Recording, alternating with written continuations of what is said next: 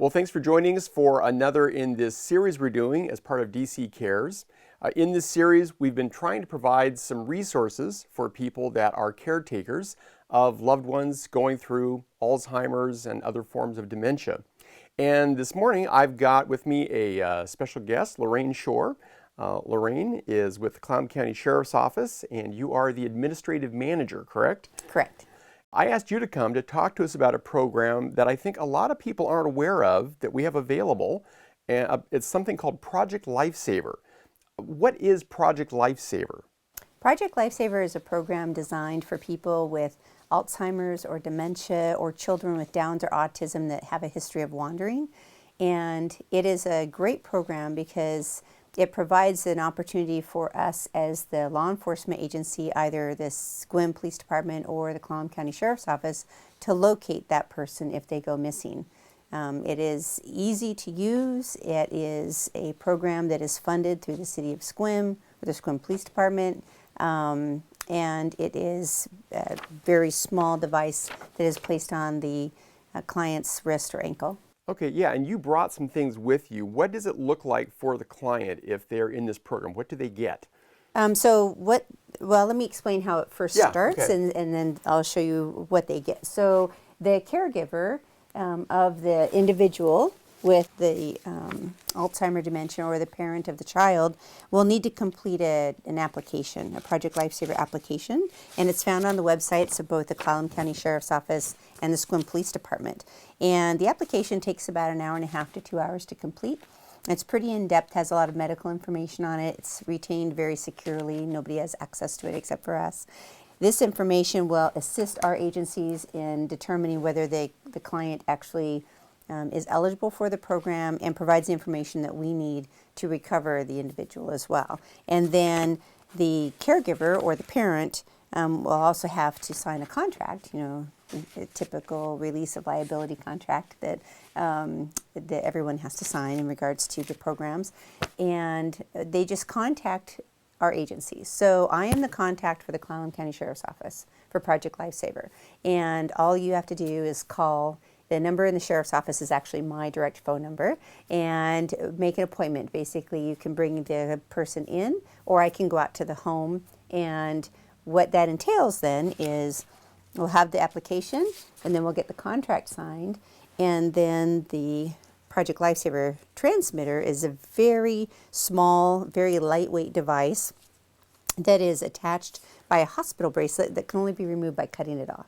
So this device is operated by a lithium battery that must be changed monthly, and it operates on a radio frequency. So this transmitter has a unique radio frequency that is tuned in just to this, so that it will not be confused with anything else. And the nice part about this system is it's not GPS.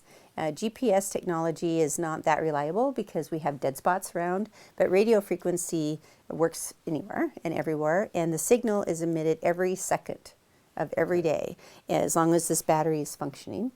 And so this device is placed on the person's wrist or ankle, and like I said, it can only be cut off, so it is waterproof. The person can take showers and baths, whatever, won't affect this whatsoever. If they choose not to wear it on their wrist, they can put it on their ankle.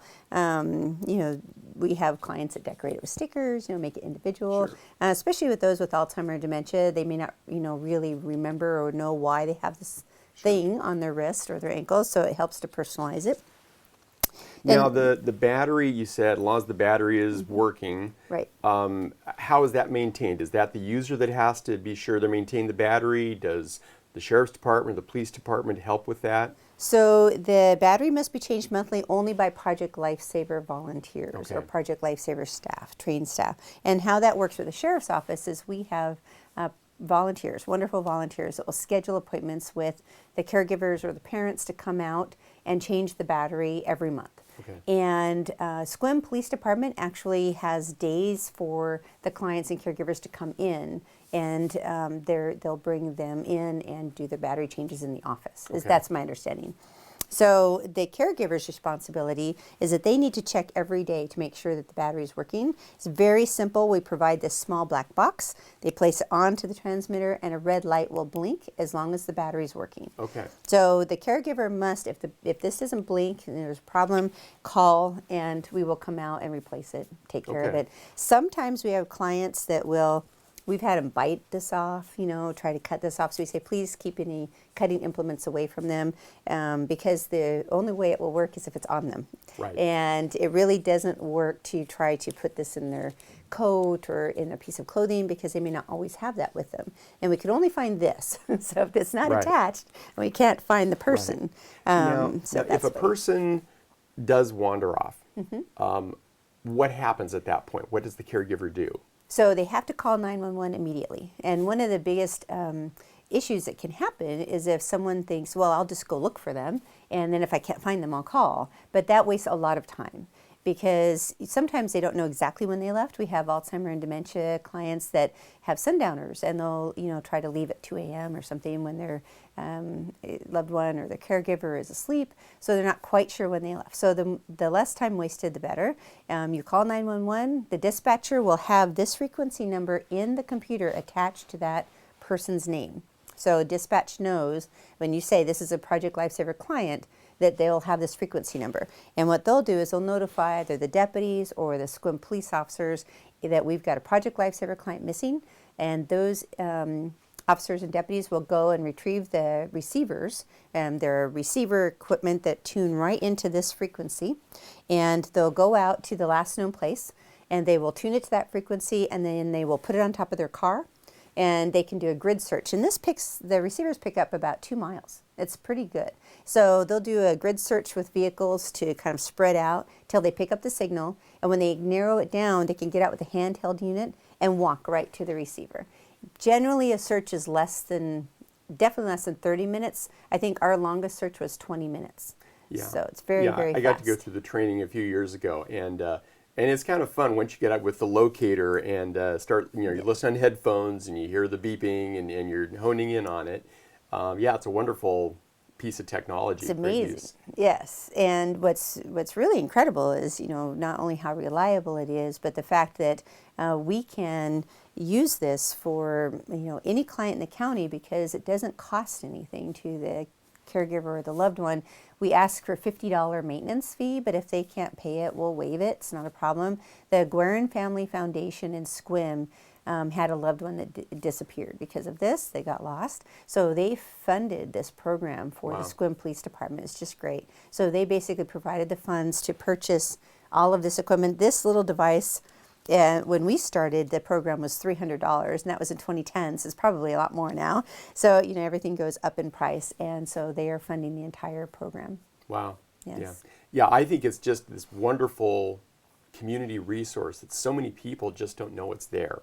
I know, we advertise it all the time, but it's amazing how easy it is to not see that or realize that. Yes. So I would hope that if you're watching this and you have a loved one that wandering is a concern, by all means, contact SEQUIM Police Department, the Sheriff's Department. I believe you gave us a packet with this application material. Yes. We will link to that. We will scan and link to that in the show notes for this podcast. And then, of course, you can contact the Sheriff's Department or the SEQUIM Police Department to get that application packet as well. Anything else that we should know about Project Lifesaver? So the dividing line to contact our agencies is Deer Park Road. So if you live east of Deer Park, then contact the SEQUIM Police Department, and you can go on their website. It's on the website, all the information about it. And if you live on Deer Park or west, contact the Sheriff's Office, and we'll be happy to help you get that all set up.